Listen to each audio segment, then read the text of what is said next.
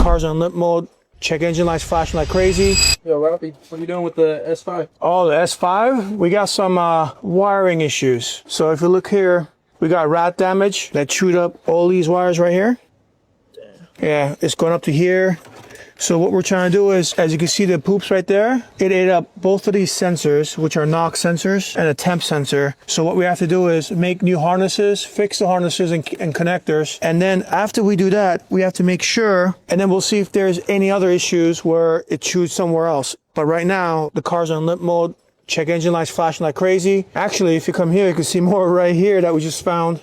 Yeah. This isn't covered in warranty?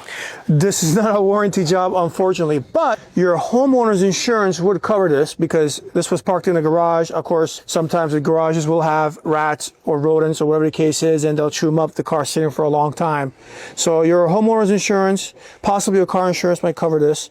That will be up to the customer if he wants to go through that route. But yeah, we got to fix all this, clean all this up, and see what's going on, and go from there.